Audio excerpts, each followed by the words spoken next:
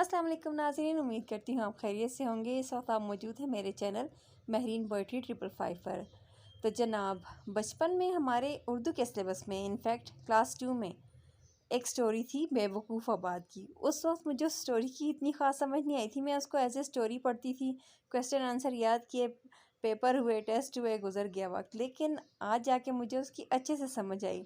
सोचा आप लोगों के साथ शेयर करूं। शायद बचपन में आपने भी ये स्टोरी पढ़ी होगी और यकीनन आप भी पढ़कर मुस्कुराए ज़रूर होंगे।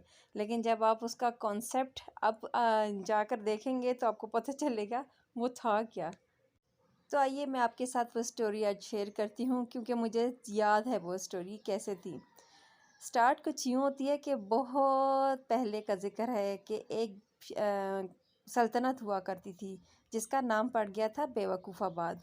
अब न जाने उनका यह नाम क्यों पड़ा था, लेकिन जब वक्त गुजरता गया, बादशाह फोत हुआ। नया बादशाह यानी बादशाह के बेटे ने जब इक़्तिदार संभाला, तो उसके इक़्तिदार संभालते ही उसने अपने इर्द गिर्द की कंट्रीज़ को, अपने इर्द गिर्द की जो सल्तनतें थी, उस वक्त तो सल्तनत हुआ करती थी, उन्होंने अपने सल्तनत में आने की दावत दी। लेकिन कोई भी बादशाह उस कंट्री में आना नहीं चाहता था।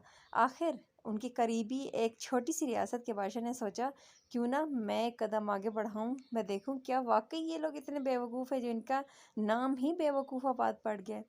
तो जनाब, होता कुछ यूँ है कि कुछ अरसे बाद बादशाह अपने लाओ लश्कर के साथ, यानी कि अपने घूमने फिरने वाले वज़ीरों के साथ आखिर इस कंट्री का रुख करते हैं या आते हैं। बादशाह को जब पता चलता है कि फ़लाँ सल्तनत का बादशाह यहाँ सैर करने आ रहा है, मुझसे मिलने आ रहा है, तो वो अपनी पूरी टीम को इकट्ठा करता है और अपनी टीम से कहता है कि देखो, ये जो हमारा नाम पड़ा है ना, इसको दूर करने का हमें एक वाहिद मौका मिला है।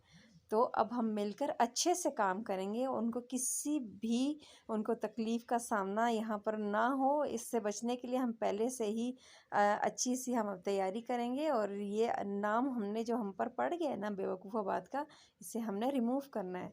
सब टीम तैयार हो जाती है। आखिर जी जनाब बादशाह आते हैं, वेलकम, ग्रैंड वेलकम होता है। बादशाह बड़ा खुश होते हैं। वो कहते हैं पता नहीं इन बेचारे लोगों का नाम बेवकूफ़ाबाद आखिर पड़ा क्यों। ये लोग तो बड़े ही इंटेलिजेंट हैं, बहुत अच्छे तरीके से इन्होंने हमें यहाँ पर खिलाया पिलाया, हमारी इज़्ज़त खातिर इज़्ज़त तवाज़ो की। खैर वक्त गुजर जाता है, बादशाह बड़े खुशी खुशी रवाना हो जाता है अल्लाह हाफिज़ कह के दोबारा आने का, और उनको अपने यहाँ दावतनामा देकर बादशाह साहब रवाना हो जाते हैं। उनके निकलते ही अब बादशाह सलामत अपनी पूरी टीम को बुलाते हैं और पूछते हैं कि कहीं कोई कमी तो नहीं रहेगी, कहीं ये बादशाह जाकर वापस अपने मुल्क में ये तो नहीं कहेगा कि हम वाकई ही बेवकूफ़ हैं। सब कहते हैं कि नहीं बादशाह सलामत, हमने भरपूर कोशिश की। लेकिन एक खानसामा आता है, कहता है बादशाह सलामत, मुझसे एक छोटी सी मिस्टेक हो गई। बादशाह कहता है वो क्या। वो बताता है कि मैं खाने तो बनाता रहा, लेकिन मैं अक्सर खानों में गरम मसाला डालना भूल जाता था।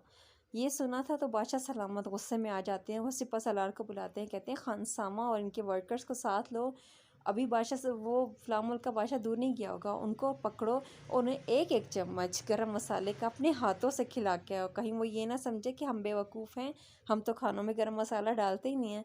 खैर सिपह सलार भी इसी मुल्क का होता है, वो भी जाता है घोड़े दौड़ाता हुआ। बादशाह जो दूसरे मुल्क का होता है वो कहते हैं खैर तो है, यहाँ क्यों आ गए।